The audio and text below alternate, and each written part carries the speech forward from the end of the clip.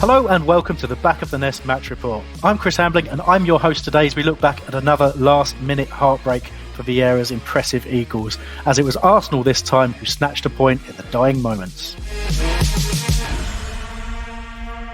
So, yeah, I'm back. I'm going to pretend that nobody insulted me whilst I was not on the show in any way. Let's pretend I didn't even engage with it in any form. So, but thank you so much to everybody who commented on me while I was elsewhere. Hugely appreciated. And I'm joined by Nick and Caragh. Hello, Nick. First of all, how you doing? We have missed you, mate. It's been funny without you. Mike's all right, but he's not you. Do you know what I mean? No, exactly. I understand that, and I'm so sorry to everybody that we were delivering such a substandard performance in my absence. It's just one of those things. It's like like when you. It wasn't substandard. It was different. No, it's just that was my judgment. That's all. Yeah. Listen, I've got very, very high standards. That's all it is. It's like having Wilfried Zaha out for the game, isn't it? Anyway, hi Nick, good to speak to you again. I didn't mean any of that in case people have forgotten who I am and think who is this dickhead. I genuinely didn't mean any of that. I'll take it all back. I'm sorry. New listeners. Hi, Caragh. First time that we've been on a show together, and I gather that Mike gave you literally no real introduction at all about it being your first show. No, I think it was my fault. I'd been so nervous about making sure I got everything else right that when he said introduce yourself, I just completely forgot who I was and everything about me. So, apologies for that. Well, that's all right. I mean, Nick does that every week anyway, so that's fine. But great to have you on the show. A fantastic debut. And you got anything you want to say to listeners about who you are, why you support Palace, anything like that? I went too high. It's a little bit of a controversial one, actually. So maybe it was better I avoided it. But I actually, Chris Clark's the only one on the pod that knows this, but I'm actually born to two Charlton fans. Oh no! Yeah. We're gonna go there. But fortunately, they're two Charlton fans who decided to move to Croydon and really believed in supporting your local club. So I massively dodged the Charlton supporting bullet there and was brought up going to Palace, which I'm very grateful for, especially at the moment. When I was younger, less so, because Charlton went through that brief spell of being okay. But yeah, no, just kind of been obsessed with Palace ever since.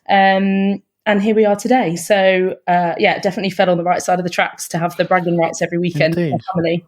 I mean, that was a harrowing story at the start, but it did have a nice ending. So, I mean, good things can happen. That's true. Yeah.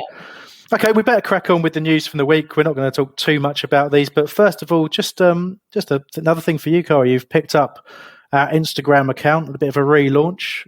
So, want to plug away? Yes, please. So we're giving Instagram a go, if I can say it, that'd be helpful. So we are on at Back of the Nest CPFC, if any of our listeners wants to give us a follow. And also if anyone has any kind of ideas on what they want to see on there would be really helpful. It's obviously quite a different platform to the others that we use at the moment. So anybody wants to kind of drop us a few comments on what they want to see us posting or any kind of interactions they want to see, that would be great.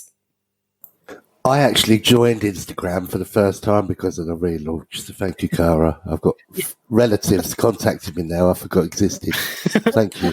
I don't know if it's a good thing or a bad thing, Nick. They allow you on Instagram. They let people of your vintage on Instagram. That's interesting. Didn't I know. I actually logged into MySpace the other day, but that's for another podcast. I want to be on that podcast. But anyway, we'll have to move on with this one, I think. So the under-18s played in the Premier League Cup against Manchester City, who are obviously very, very, very good. And, well, what a result for Palace. They were actually leading at one stage, but were pegged back for a 2-2 draw, which is something we're familiar with. And but it was Victor Akinwale and David Obu who were the scorers there. So fantastic performance there. And we'll see how the team go on, but they're still, making waves, pulling up trees. Great team, the 18s, even with the slight refresh of the lineup. Players coming in, just as good as the ones that have moved up to the 23s, which is really good to see. And talking of the 23s, they committed the ultimate sin, losing to Brighton 2-1 this time. It was apparently a close match, but Despite Jezrin Raksaki's goal, Palace lost 2-1 there. And judging by how much they celebrated a 1-1 draw for the first team, I imagine there'll be some sort of open-top bus parade and a DVD about the under-23s winning 2-1. So look forward to those. Anyway, they're fun, aren't they? And finally, Nick, appropriately named the Generation Cup. Do you want to take us through what that is? Well, given the news recently that we found out we're a lot older than we think we are, with the faded background. Well, the club, yes, the club, sorry. The club, yes. And we've got the commemorative strip and everything. It turns out, because we are really old, we were one of the first people to go into the FA Cup. So the Generation Cup's a special tournament to commemorate the 150th anniversary of the FA Cup, featuring 9 clubs who can trace their history back to the earliest days of football. Now, Palace were one of the first 4 sides to take part in all the meetings that drew up the original 13 laws of association football. If only they'd put one in there that said goals in the last minute don't count. And they played in the first ever FA Cup in 1871, reaching the semi-finals.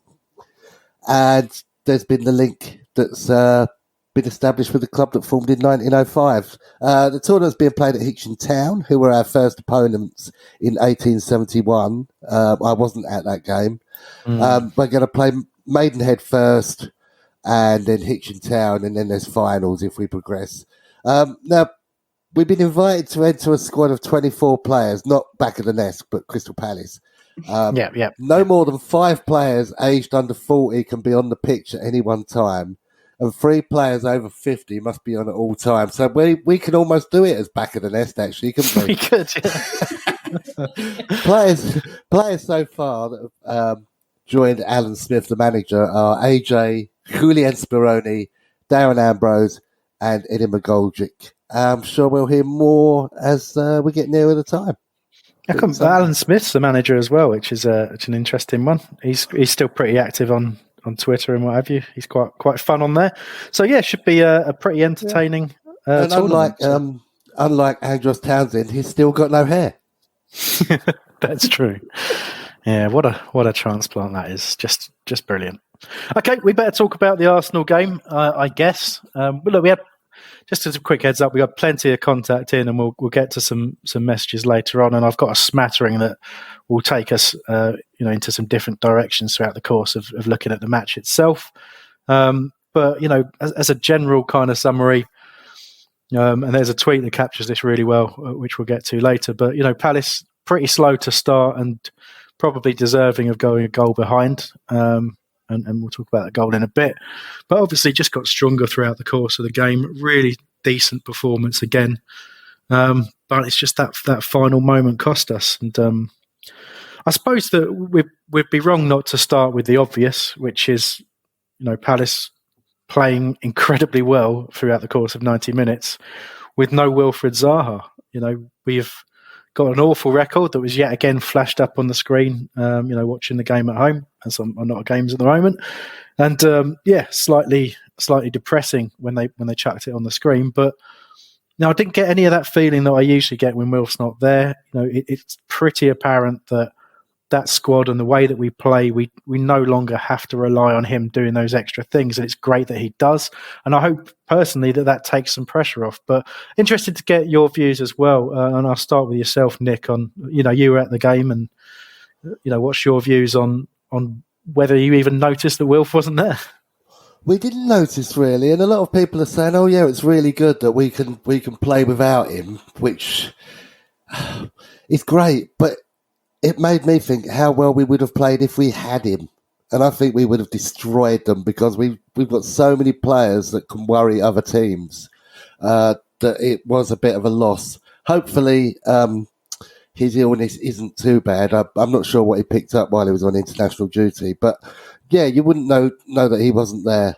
And it gave us a bit of hope because we used to be a bit of a one-man team, if we're honest, didn't we? Yeah, we absolutely did. And even when we did play well when he wasn't there, we didn't tend to get any results or anything like that, and it just became a kind of millstone around the neck to a degree. I mean, Caragh, obviously there are people who are more negative about Wilf than I'm comfortable with these days. It will never not make me angry, because I'm just such a super fan of his. And I can see some of the debates and some of the arguments. But how did it make you feel seeing Palace play like that without Wilf? Yeah, I mean, good. I hesitate to say good because obviously, we always want to see him play, right? Like, there's never going to be a game where we think, oh, it'd be better if Wilf didn't start. Not at the moment, anyway. But I think coming away from the game, it was more thinking of the long term, how exciting it is to not be seen as a team that is just built around one player.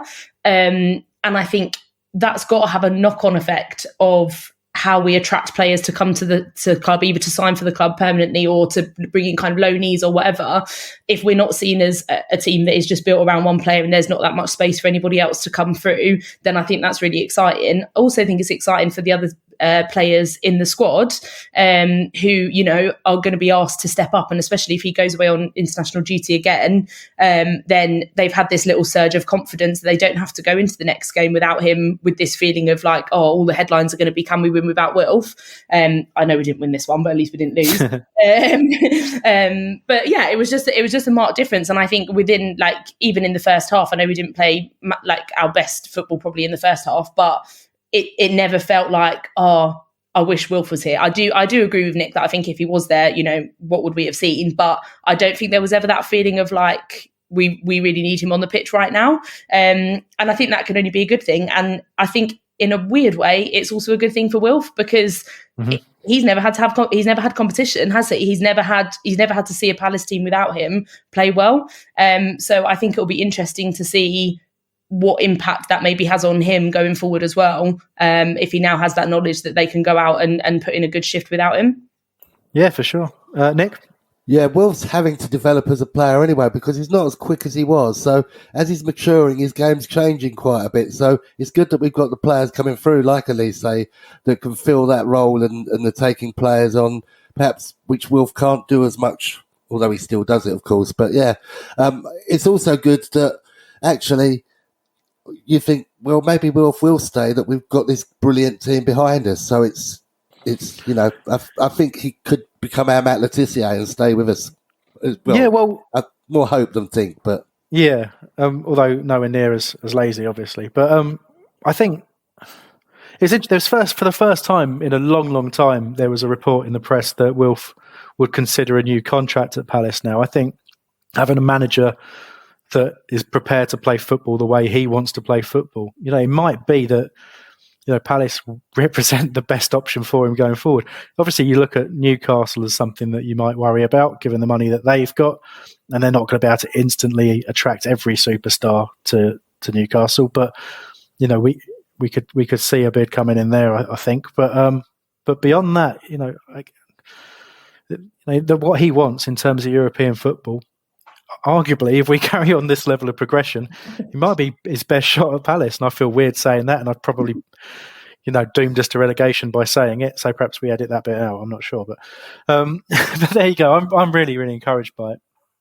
So next up in the show doc, it suggestively says coming from behind, and I don't know who's responsible for that. I think that might have been me. Yeah, I think it might have been you, Nick.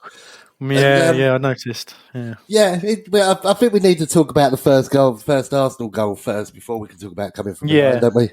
That would make sure. Sense. So the first Arsenal goal, I don't like to pick out individuals, but you kind of have to when you're doing goal analysis. So a bit of a theme developing in terms of set pieces against Palace and how we defend them. And I'll talk more about that when we talk about Arsenal's second goal. But it was from a corner, and it's as the ball kind of comes out from defending that first ball in, people are kind of trying to find their way back to their position straight away with them rather than defending the moment. And but it was Ayew who was out on Arsenal's right, our left, facing up with Pepe. Just, he's doing the right thing initially, but Pepe plays a ball inside and goes on a run, and Ayew just doesn't go with him. So the 1-2 just beats us straight away. Pepe's clear into the box, cuts in on his left foot, which again is something he's going to do. He wants to cut in on that left, curl the ball in. It wasn't a devastating shot, but it was well saved. And you've got to say the volley from Aubameyang, was very, very good indeed. It's a really tight angle, but he's just perfectly timed it. But, my feeling here, and it's something that repeats itself, is we do have an issue at the back post. We concede a lot of goals at the back post in my mind. Maybe the two in this game were the only two, but in my head, we've conceded a bunch at the back post. I think it was something that we did a bit last year as well. But specifically in the Vieira era, as this defence is trying to kind of find some familiarity, it's an area we do kind of leave open, and just really, really disappointing. And go on. It's always off of a good goalkeeping save as well. I mean, we've spoken in the past about Gaeta not catching the ball, but there's no way he's catching that ball, and it's a shame because it was a decent save. I can't remember who else we've played in the season where Gaeta's made a really, really good save, and whoever's at that back post, as you've said, hasn't come in quickly enough. In this case, it was Jimmy Mack, wasn't it?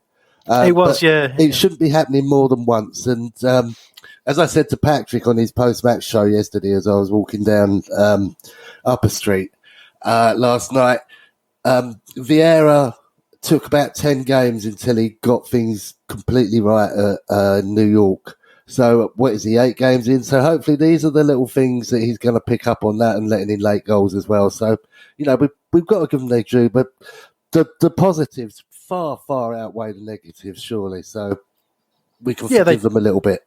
They do. And obviously at that stage, I don't know how worried everybody was, but, it didn't feel like the kind of level that we've been used to. I'm conscious that we'd obviously conceded 2 against Leicester before getting on the score sheet. But I think that was very different to this game because I think the 2 goals against Leicester came very much against the run of play. Yeah. We were the better side, but in this case, we didn't look great from the off. And I don't know, Caragh, is that something that you felt when that first goal went in? Were you concerned at that point that we wouldn't be able to do what we did against Leicester and get back in it?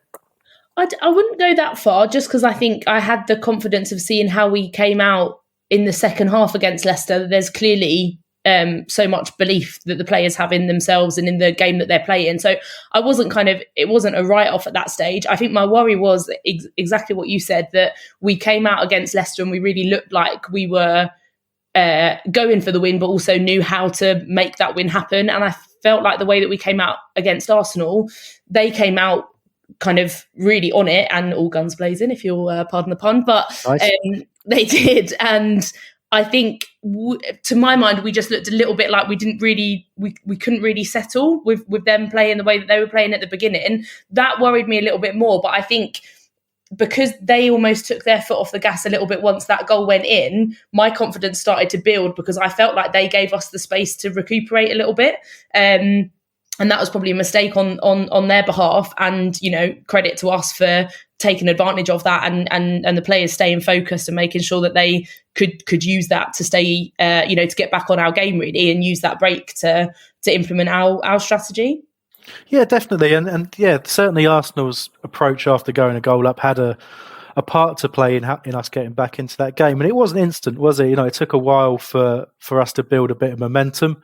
And I think when we look at the difference between the first half and the second half, it really was the aggression and the high pressing that changed in the second half. I think we pressed well in our own half in the first half after going behind, but we weren't really getting up the pitch and pressing properly until towards the end of that half, which, it does happen. And, you do have an opponent there who will force you to play perhaps a different way than you intended.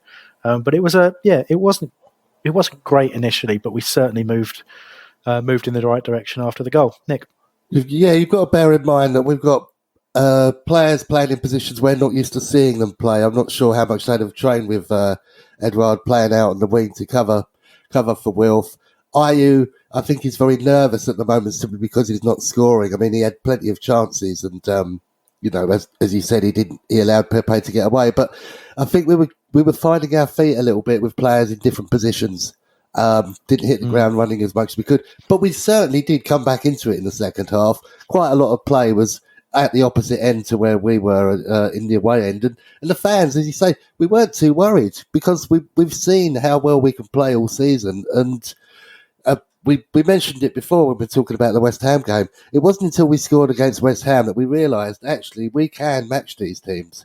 And if you look at all the teams we've played, we've had a really, really, really difficult opening spell compared to other teams. And we've more than held our own. Held our own. So the fans knew that. And I think we gave them a lot more time than we would have had perhaps under previous managers. Yeah, I think so. I think that the difference in approach has made a difference to how we're viewing it. The fact we've only got 1 point per game, it doesn't feel like that. And you're right, it's an incredibly tough opening to the season. And the only slight negative is that realistically, we should have beaten Brighton, we should have beaten Leicester, and we should have beaten Arsenal. So we've dropped 6 points, and we'd be sitting in 5th or 6th, and it's incredible. Dropping points is better than losing games. It's still progress. Yeah. The fact that we're not holding on to games is better than chasing games because we're behind. There's a big difference there. Yeah, there is. I think that's a really key point. Is like, I don't know if you guys remember, but like casting our minds back to the summer, people were already talking about us as like guaranteed relegation. Not even just after this first spell of games. Like, they were already writing off our entire season. And I don't think that many Palace fans were thinking that, but certainly that's what a lot of the kind of like pundits and stuff were. And I think that's the difference. Those games that you've just mentioned, Hambo, like we would have come away from them going, oh, we should have won them, but we lost them last season. And at least this season we're saying, well, we got 3 points out of those 3 games, but we should have had 9. I am still very frustrated, so I feel like I'm getting the positive in there early before I go on a massive moan about what happened later on. Well, let's press ahead towards that, shall we?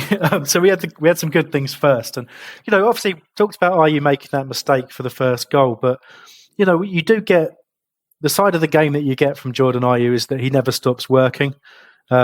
And, if he has got that confidence back, he's much more of a goal threat when he's firing on all cylinders. And we're not seeing that right now, which is why a lot of people are talking about his place being under threat. And a lot of people, as we'll come to later, talking about the fact that they feel Elise should be starting ahead of him, which, I think will come. But for the time being, the work that he does in the midfield, the work that he does tracking back is extremely valuable.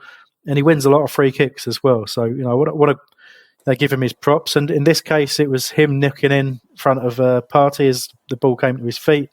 It's a bit of a lucky ricochet to a point to Benteke, but what was so pleasing to me was watching Christian Benteke.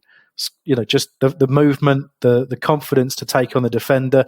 He made Gabriel look really stupid by just chopping the ball to the right side.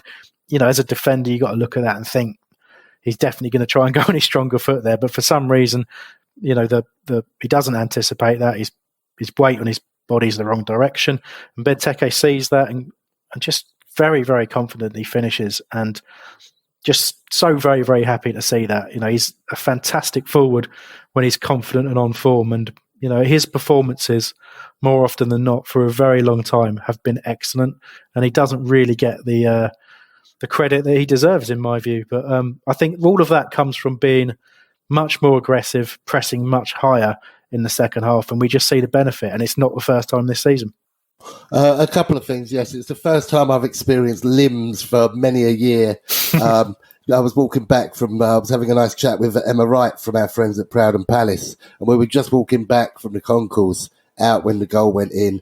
Absolute mayhem. I was just going to ask you about Ayew, just take you back a sec, because I was quite hammered by that point. It was a milestone that my son came with us. We all met up in Upper Street beforehand with some of the preview lads and Mike and Chris and whatever. So absolutely plastered, but it was great getting drunk with my son at football for the first time ever.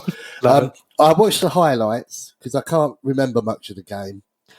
And Ayew seemed to be a lot better in the highlights than what I remember in the game. Were the highlights correct or not?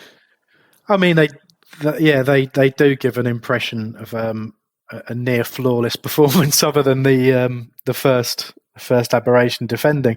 My assessment of his game was that it was a pretty standard Jordan Ayew game in that he did a lot right, but ultimately it tended to be that final moment, that final quality. So he had a shot well saved, but it was obviously very central.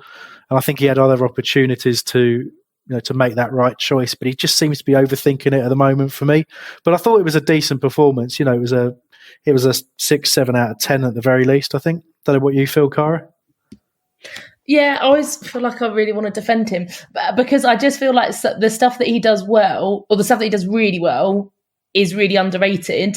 And we don't talk about as often because we just kind of expect it from him. And then I know the mistake, obviously, this time the mistake led to a goal, right? So you've got to criticize him when it's due. But yeah, I agree with what you said. But I think it's just I constantly come back to this thing that he does work hard, and I think there's a lot of stuff he does off the ball that, even if you're in the stands watching, you're not watching what's Jordan Ayew doing off the ball. Do you know what I mean? So I kind of run to his defence a little bit, but at the same time, yeah, he's got to just improve those bits that are costing us at the wrong moments. Yeah, I think so. Sorry, can I take issue there? The mistake led to a cross. It was mistakes in the box after that cross that led to the goal. Okay, Nick. Thank you for his defence. Thanks for that, Nick. It's an important correction.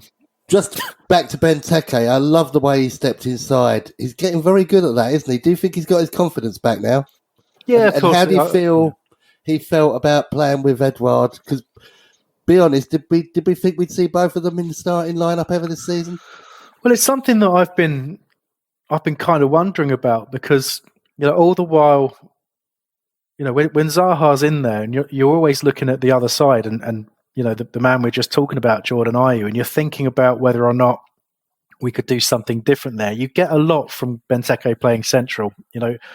Edouard offers, tremendous movement, very, very confident on the finish, much more direct and skillful and pacey than Benteke. But the side of his game that lacks is if we need to get the ball up the other end quickly, which we're not doing so much these days, and that's great to see. But if we do need an out when we're under pressure, Benteke is a great person to hit with that ball forward. And Edouard doesn't really give you that, because he's looking to run off the shoulder more often than not. And he is decent, very, very decent at bringing others into play. But Benteke does that really well too. So I think he was probably really happy to play with Edouard rather than vying for the same place as him. So you do look at that right side and you think, well, Wilf can play right side, and probably Edouard could play out there as well. So I think it's given Vieira something to think about, because it wouldn't be the first time. That wasn't the first time Edouard has played wide in a front three. He did it for Celtic a little bit. More than capable, has all the attributes there, and it's just yet again, when you look at the business we've done in the windows, the players that we've brought in, and the manager that we've brought in, it's just we've got so many more options. You think about under the previous manager, how often the manager said and we felt that the options just weren't there. And pretty much, we were throwing every option under the sun out there, and we're never seeing anything different. We're seeing things different every single game, and we're seeing options that we haven't even taken because we haven't really needed to. So I do think, Edouard can play across any of those front positions, and I think we'll see more of that this season. But let's crack on and talk about Edouard's goal, since we're talking about him. Obviously, Elise had come on the pitch at this point, and we were sort of back defending at the time because got ourselves level. And I don't know if we took our foot off the gas, but we did try and get our defence organised at that point. And it was just a brilliant counter. It's Gallagher who's back defending and sort of nicks the ball. Elise is right alongside him, and the two break at pace, exchange passes, and it's not. The ball from Elise is not what I would call a difficult pass to make when you watch it, but it's absolutely the right pass. It's instinctively he knows where to put that ball. And I'm trying to say in a way, it looks like a really, really basic pass. Oh, look, Edouard's there, I'll pass it to him. But the precision for it, it's on the run. He doesn't really have to pause, and it just sets him up. So he can see that ball coming towards him, and he already will be starting to think what to do next. And generally, when he thinks about what to do next, the thing he does next is smash the ball home, or at least hit the target. And it's a tremendous strike. It's incredibly, again, the strike even looks like the keeper could do better or anything like that. But when you watch it closely, he's just using the defender to shield the strike. And so the keeper can't get set. He can try and anticipate what's going to happen, but he's not going to see the strike. It's you talk about fractions of a second. but he can't move until the ball's past the defender, and that's enough. That, you know, the power, the pace, the direction on it, it's enough to go past him, and it is an absolute beauty of a strike. I loved it. It's good that we've got lots of different players scoring at last. But going back to Elise, how has somebody that young got so much vision already? What's it going to be like in 2 or 3 years' time? It's just incredible. It's watching Elise stroke the ball around or take people on. It's a thing of beauty, isn't it? And I can't believe he's only 19. Well, I read a couple of the articles that came out about him, and there was one on Football London and one on The Athletic, and both were really, really good, and spoke to managers that have previously dealt with him, and both in the youth system at Chelsea, and obviously in his time in Reading as well. And they all sort of spoke of a player who is a bit of a unique character, can kind of seem a little bit distant at times off the pitch, but also somebody that everyone gets on with, and he could be a little bit demanding in training of asking why he was doing things back then. But I think the move to the Premier League will do him a world of good, and playing for a manager like Patrick Vieira will do him a world of good as well. So he's always seemingly had the talent, but what meant sorry, that's the wrong way of putting it, what led to him being at our club and not coming through the system at Chelsea and having to go to Reading and do all that stuff, was the fact that the other side of the game, the kind of mental side of the game and the attitude side, wasn't absolutely top class at that moment. And it's to our benefit that was the case. And he's clearly been guided really well up till now. And we're just going to reap the rewards for it.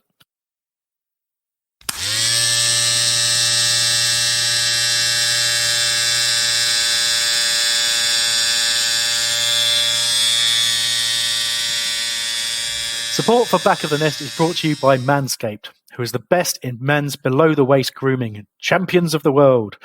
Manscaped offers precision-engineered tools for your family jewels, and they've just launched their 4th-generation trimmer, the Lawnmower 4.0.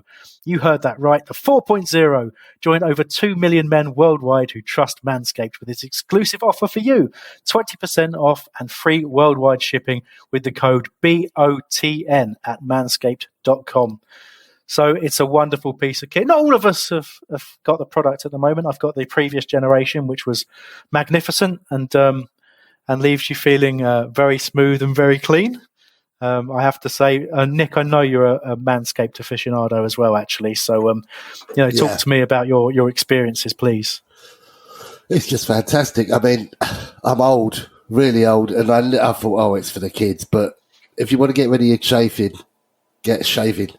I'm going to copyright Love that. it. Yeah, copyright that. That was beautiful. Yeah.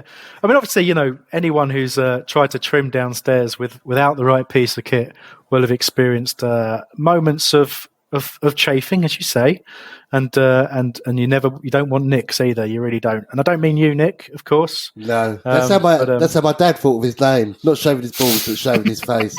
That's how he thought of my name. I'm a bit jealous though, because I know Mike and Patrick in America has got the 4.0. That's got wireless charging, man. I have to plug mine in the wall. This isn't fair. Absolutely right. Your dog seems furious about this. And they've engineered the ultimate groin and body trimmer, focusing on intelligent functionality and incredible for an incredible, comfortable grooming experience. So the 4th generation trimmer has a cutting-edge ceramic blade and reduces those accidents. Sorry, did you say comfortables? That's another good one. Oh, that is a good one, actually. Yeah, good point. Yeah. You can customize your trim through additional guard lengths with sizes 1 to 4.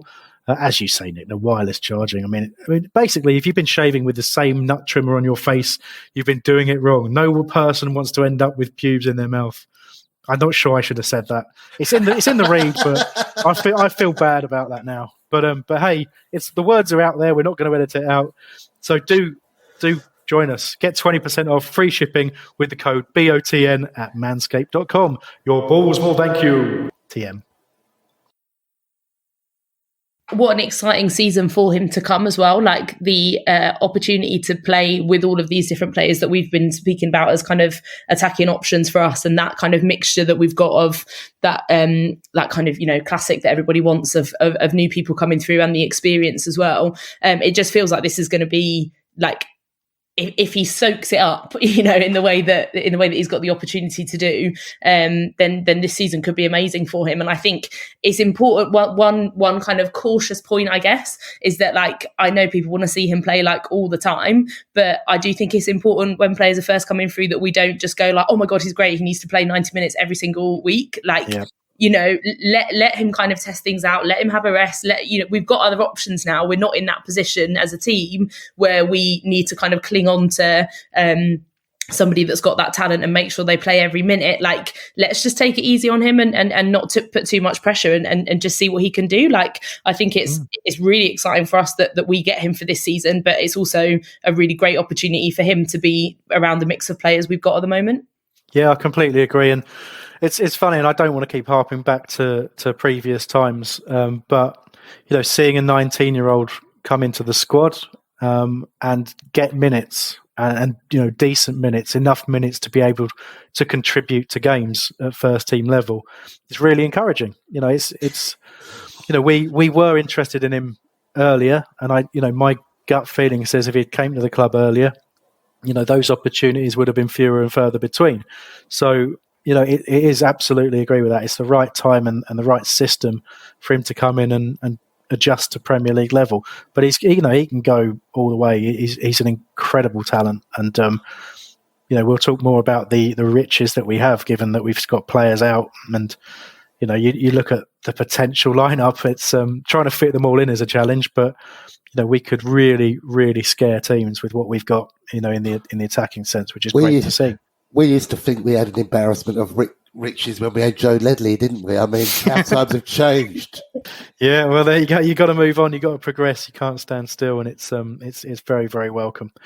So, unfortunately, we do have to talk about the second Arsenal goal, and that pegged us back to just a single point. And as I've said in my notes here, to me, it is evidence again that this is a new defence.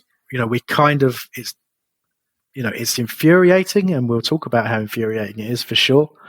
But we have to remember that I think many of us felt, with the number of changes we had over the summer, the change of manager, it would take a really, really long time for this team to gel.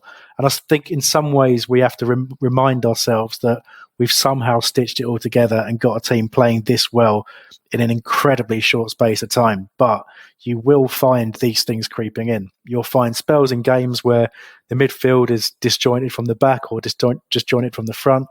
You'll find lots of times where people are making the wrong decisions because they're not used to where the players around them are going to be. And it's really, really obvious at the back at times. So, Anderson got a lot of stick the other week. But, he's trying to learn how to play alongside Joel Ward, alongside Mark Gay, and alongside Tyreek Mitchell in a defence. He's trying to learn how to interact with Vicente Guaita in goal, and all of those things will take time. So the positive from that is that we will get better, and just through playing games and just through working on the training ground. And we do have to accept that for the time being, we are going to be a little bit soft, a little bit porous at the back if we switch off for even a microsecond. So again, a corner.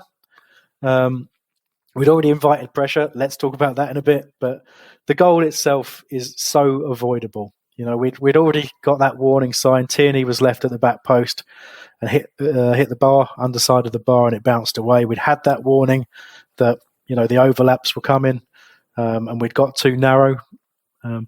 But unfortunately, we didn't learn that lesson, and we did it again. Too many bodies in the middle, and from the corner, Mitchell's at the near post. So his instincts after the ball is initially cleared are to start heading back towards where he should be as a left back, not dealing with the incident. And there's no one around him shouting, there's no one around him pointing, no one around him saying that the danger's not gone, stay where you are, pick up a body, that kind of stuff. But I suppose probably the bigger mistake is in the middle. We have 2, maybe even 3 Palace players challenging for one ball, which obviously in that process allows Lacazette to just peel away to the back post. And, when it finds its way to him, just too easy. There's no one to block it. Everybody's kind of just dealt with the previous moment, and it's an easy finish. And yes, they celebrated like they won the cup. You got a goalkeeper running the length of the pitch to celebrate a 2-2 draw, and we can see that as a massive compliment to us. But it's just, again, way, way, way too easy. So, Caragh, I'll give you an opportunity to respond to that, and maybe from there you can take us into your thoughts around the substitution and inviting that pressure. Okay, I'm going to try and not go into a complete rant, but I just don't understand why that substitution was made. And for me, like, I think everything you've just said is right, and is like a really good assessment of the goal itself. But for me, like, it all stems from that 82-minute substitution, which I can't get my head around it, because it felt like we were in control. It felt to me, even following on from the second goal we scored, that we were going for a third, and we wanted to see the game out to really kind of really shut Arsenal down and not give them a chance to come back. And I just can't understand why, under those circumstances, you would make such a big change to kind of interrupt that momentum that we'd got and that really settled game that we were playing. I can't think of any other way that it's going to go apart from disrupt your team. And when you've got an Arsenal team that are obviously desperate to try and salvage something from the game, why give them the opportunity? Like, why give them that look in? Why invite that pressure? And, just signalling to them that you want them to come and push onto your defence. That's why you're putting I can't get my head around it. So I was absolutely raging, and I'm still a little bit raging about it. Not because, I still think Vieira's great. I don't, it's one mistake. It's absolutely fine. And he was obviously gutted. Like, we saw by his reaction, he was absolutely devastated himself. So this is not me having a go at him in a kind of wider sense at all. But one thing that I started to think about is, do we think that he made that change, or was that kind of decision informed by the last minute equaliser from Brighton? Did he lose his nerve a little bit, maybe, in his own kind of style of play, and was that why he kind of felt like he needed to defend out those last it was going to be at least 10 minutes, wasn't it? I guess it was 12 minutes in the end, which kind of explains it, but is still doesn't really make sense to me in the message that you're sending to the players, because I think you can't say to the players, like, you can have absolute confidence in this game, in this style of play, in this high press, like, this will get us the results, but to see out a 1 goal gap, I'm going to switch defensive really quickly at the end just to make sure. Like, it's kind of mixed messaging to me, and yeah, it's frustrating. I'll leave it there, but I'm really trying not to make too much of it. But the caveat I put on it is, should the players have dealt with the change better? Is that something we can lay at the feet of the players? Should they have coped with that kind of strategic change better than they did? I don't know. I'll leave that to you guys. Yeah, I mean, I do think, yes, they should, for sure. But, you've kind of covered everything there, in the sense that as a tactical change, it did invite the pressure. And there's always going to be that argument that we were doing okay. We didn't need that extra body. The team was functioning as we intended it to function. Edouard was doing a great job still. And, he looked tired when he went off. But, was that the right change? And I do think you're right. I do think the Brighton result had an impact on the thinking there. But, the thing to always consider in that is there's an inevitability of a team at their own ground chasing the game when they're 1 goal behind, is they're going to throw everything at it. Their fans were on their backs. Arteta really is not winning too many friends there, other than an upturn recently. But he's still trying to motivate that team. And as I say, they've been in pretty decent form. So you're going to get that press. You're going to get that intensity from your opposition towards the end of a game. We didn't have that comfort of an extra goal, and we were dropping deeper and deeper in the game anyway. So there's no guarantee that making that change caused the goal to be conceded. You're just left with what ifs, but it certainly didn't help in the way intended. Go on, Nick, quick. Yeah, but much in the same way that we threw on Jeffrey Schlupp against Leicester to get somebody extra into the box. Perhaps he thought he was trying to think of what Arteta would be doing. So he was trying to, let's get another defender in, take one of the forwards off, sit back and defend the league, which is what I think most managers would do. Now, whether that's naivety on what is, let's face it, he's a developing manager in a developing team. So these things are going to happen. It's just a shame. But like I said earlier on in the pods, we didn't lose the game at that point. It was disappointing, but it's just one of those things. And there were lots of other things during the game that could have changed the game completely. Just MacArthur's challenge on whoever it was that definitely a red? Because I didn't see it during the game, and I've only seen a gif of it. So I've seen it out of context. I've only seen the seconds where he's actually wellied him from behind for apparently no reason. I haven't seen the seconds before that. I'm interested to know. And was that a turning point in the game? I mean, Caragh, you said absolutely right. Okay. Just as a quick nod to Matt Watson and Vince Flynn. Hopefully, we answered your two questions there. Thanks for those. I think Matt, we talked about it, and Vince, what can we do about it? My suggestion is just be patient and wait for the defence to gel that little bit more. I think that's all we can do. But in terms of this challenge, when I saw it first off, I've seen the ball loop up, and I've just assumed that MacArthur is going for some audacious volley. But when you see it back, it's a hard one to explain that he's that far away from where the ball is going to drop. And my benefit of the doubt, and the reason I think he only got a yellow, is that he's shaped to volley, but he's just volleyed a leg instead of a ball. That's going to be my explanation for it. I just think he's too good to get it that wrong. I'm just like, do you know, this is terrible, but I found it very funny. I'm not going to lie, especially Saka wasn't hurt by it massively. If he was, that would have been different. But I just found it quite funny, and I just wondered whether he was just giving him a kick, just to be like, "Yep, I'm here. This is what you're going to get." That kind of maybe a bit more old school. Roughing him up a little bit. I don't know. I could be completely wrong, but I just think he's too good to get to mistime it and hitting it that badly.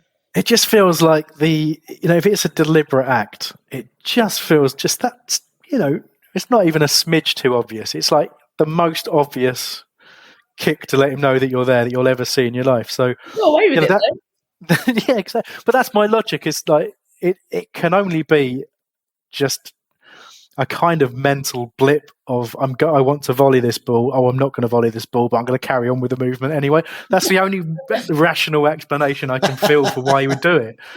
Because otherwise you're just volleying a player, and it's not generally something that you should do. So, but look, we've seen red cards against us that have been unbelievably harsh, and we've seen people get away with all sorts. And I'm still bitter about Capoue trying to snap Wilf's Achilles and getting no punishment whatsoever. So, we'll move on from it. But yeah, and of course, we get a sending off at that point. It is probably a massive turning point in the game. But I think we want to sort of skip through to the rest of the show now. We've gone into a tremendous amount of detail there, and hopefully if you valued it. But Nick, I'll just pick out the stat that you suggested we talk about, and that was in the last game against Arsenal. We made a total of 292 passes in the game, and in this game we made a total of 495 passes. That's the difference between Palace this season and Palace last season. We got a team that's backing its ability. We brought in some really good footballers, and we're playing. We're playing in a really brave way, and that is obviously also partly the reason why we're still working on getting those draws changed to wins. What's also interesting there, Chris, is the pass streak.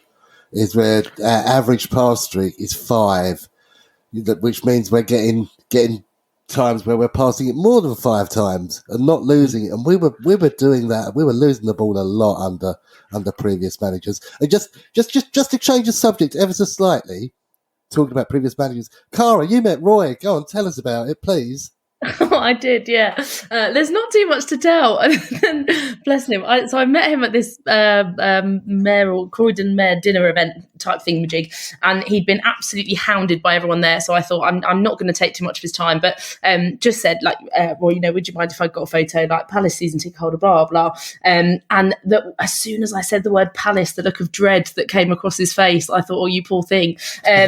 So, yeah, I think he's still maybe getting over the trauma a little bit of those last couple of seasons, but he was absolutely lovely, had time for everybody, just really sweet, really lovely, and yeah, takes a good photo as well, I think. the photo you put in the WhatsApp, he looks about 8 years younger. Yeah. It's the lighting. It's the lighting. I just think he definitely looks better away from the rigors of managing Palace. I think it was we all do. It was. Yeah, we all do, exactly. I think it was time. Not going to disrespect him. He did a tremendous job for us, but it was the right time, and glad he's away from it and looking fit and healthy, which is great to see. So we're going to jump ahead to some listener reaction now, and the first message we've got is an email from Tim Edwards, and it's not just about the fact that the email title is one of the best things I've ever seen.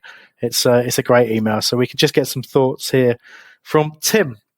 So the title was "That Game Made My Arse Cry," as in ARSCRY. Yeah. We know what you've done there. He says, "What an emotional roller coaster! I feel as gutted as Patrick Vieira at full time. Great performance from the boys who completely dominated, apart from the first and last minutes. R.I.P. However, I still think Ayew and Milivojevic play Roy ball and don't seem to cut it under the new generation. That said, being an international fan, I can only watch the broadcast, which might have done an injustice to Luka, ? Which I'll come to in a sec. Not sure on the stats, but he seemed to misplace a lot of passes. Do you think Hughes for Milivojevic could have been a better change during the last third of the game? Interested when he will get a run on the pitch." And then he's mentioned that the combination of Edouard, Elise and Gallagher was a thing of beauty. Talk about amazing signings, great business. Well, first of all, Tim, 100% agree with you on the signings there. Throw Eze and Zaha into that mix as well, and I get very, very, very excited. So going back to the discussions that you said there, talking around Ayew and Milivojevic, I think we've talked about Ayew enough for this week. So I think talking about Luka, I've been a Luka fan. I think he really struggled in the last couple of seasons under Roy. Basically, as soon as Kabay left and we stopped playing three in midfield, I think it really exposed him. I don't think he suits playing in a midfield too, and it's no coincidence that I feel he plays much, much better now in the Vieira system. But it's interesting you feel he's struggling with the Vieira way of playing, and I don't feel I've picked up on that. So I'll ask Nick for this one, and Caragh, you can respond on the next one. So, Nick, what do you think? From the game, from watching the game, what you remember of it? Did Luka stick out as somebody struggling, or you've been critical in the past? Yes and no. I'm just trying to look up his stats actually for passing, just to see what. Do you want me to stall? Can we stop for 2 minutes just while I look it up quick? No, I'll just stall. It's fine. Yeah, keep stalling while I have a quick look. I'm just gonna keep stalling. I mean, Mikey potentially could edit this out. I mean, he won't because it's extra work, isn't it? But he could. But talking about Will Hughes, I suppose, is probably a good thing while you're looking that up. He was a very, very strong player for Watford, and he was great at Derby before that. He's a very, very talented player, and I'm surprised we haven't seen him get any real action at all. He's got to be really, really chomping at the bit to get on the pitch. So that's an interesting one, whether bringing on that fresh pair of legs in midfield might have done it. I think it's a good shout. I have to say to him, I think it's a good shout, whether for Luka or whether that change instead of Tompkins, if you're going to take Edouard off, maybe bring in that extra midfielder and try and stop a bit of the supply, cover some more areas out wide. That's probably a very, very good shout for me. Nick, how was that? Yeah, well, he had an 84% success rate for passing. How does that compare to the rest? Do you know? Well, Gallagher had 67%, Mitchell 67%, and no, it's about average for the thing. Ayew's pass rate was 96%, so everybody's slating him. There you go. He's done very, very well. So it's funny when the stats show that. I mean, that's something we looked at even when Luka was getting the most amount of criticism for giving the ball away so much. And his past statistics were never that bad in accuracy. It's just perhaps more. He probably misplaces more passes in key moments than others, and that's why you notice it more, I guess. But perhaps he's trying more. Who knows? But we were talking about stats, weren't we? And looking at the total stats, and a lot of it was in the last 10 minutes for Arsenal, wasn't it? Where they picked up most of their sort of stat plauditory. Is that a phrase? I don't know what to call It'll do. But it'll do. Yeah. Okay. So yeah. So we got a couple more messages on the kind of topic of the end of game tactics and the way we're playing. So both Greg Eggs, the fantastically named Greg Eggs, and a certain Mike Scott mentioned, can we talk about the tactics at the end of the game, which we did. Greg suggesting he's very frustrated at the fact we were playing well under the 4-3-3, but then we put ourselves under pressure and it was avoidable. I think you'll note we pretty much agreed with that. But within that, Caragh, Mike has mentioned that he felt Joel Ward played a blinder again. And there was an article in The Athletic from Matt Woosnam talking about how he feels that Ward will be a player that Vieira is targeting to replace because of perceived limitations. How do you feel about that? Yeah, I mean, I think that maybe was true previously. I think I go back to what I said after the Leicester game. I think that it seems like this style of play just suits him a little bit. Just having that little bit more space, being given that little bit that freedom, I guess, opens up other parts of his game or opens up that space for him to use in a way that he just didn't get before. So yeah, I mean, maybe he will be targeted to change. I think it just will come down to who's on the market, won't it? Really, like there's no point getting rid of him if there's nobody better. And let's see what the next couple of months bring in how his game continues to kind of come through in this style of playing and take it from there. I think we've got to give him a chance to see if he does fit in, as he seems to be doing pretty well over the last couple of matches. Yeah, I agree with that. I mean, I'm forever getting to a point of saying that Ward is, getting to the point where he will be more of a bit part player than a regular right back, and he then just finds form and just another level. And I've been really impressed with him this season. And I do feel had Ferguson not had the issues that he's had, that he would have replaced Ward. But it's obviously noticeable that he's keeping Klein on the bench, and so Vieira obviously has some trust in him, and long may that continue. But I have to be honest, I do feel that when you look at the progress Mitchell's making on the left hand side going forward, getting more and more involved game by game, really, really impressed with him, other than those occasional moments where he shows his inexperience. But that will change.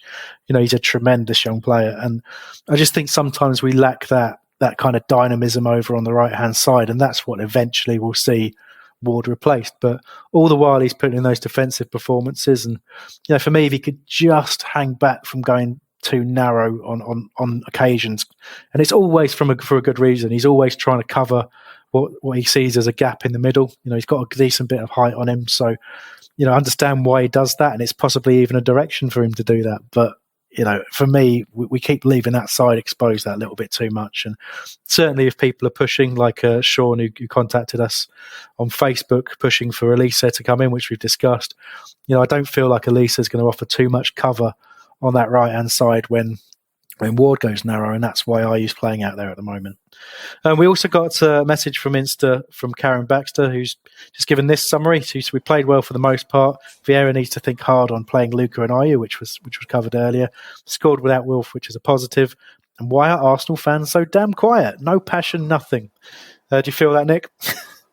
My favourite moment of the game, crowd-wise, was the whole of the away end singing, "If Arsenal sing, we're on the pitch." And they still stayed quiet. And there was a bloke just above us on the tier above, an Arsenal fan in a fur coat who was going to do Lally. But yeah, I think I've said it on the last few pods, this is the first season where I'm attempting to go to as many games as possible. I don't normally do away games. And it struck me how noisy we are at Selhurst. I think we're really spoilt. And anybody who doesn't go to away games but goes to Selhurst will be surprised at how little atmosphere there is at some of our so-called opposition's grounds. Yeah. I don't know if you've noticed that in the past, but it's always been the way. It's always been the way. And again, the first time we went around the Premier League after promotion, it was actually soul destroying, because you remember that promotion season. It was just insane at every ground. It was just noise and energy, and the opposition were never quite. There was a few that were deadly silent, but the majority made a bit of noise as well. And as soon as we got to the Premier League, it was absolutely soul destroying. But we've kept that going, which was really, really impressive considering what we've been through. Yeah, I remember when we got promoted. Actually, the pods that season, we were saying we hope we don't end up like Stoke do. Not in any way of playing, but the fact that their crowds just got quieter and quieter as the seasons went on. But then they had Mark Hughes, so. Yeah, exactly. You got to feel for them. But when the noise and the support gets replaced by moaning, that's the problem, and we've managed to avoid that in the main. So I'm just going to wrap up with a quick roundup of the last three, and then I'll say our goodbyes. Paul Holden went with, if Elisa started, we could have won that game 5-0.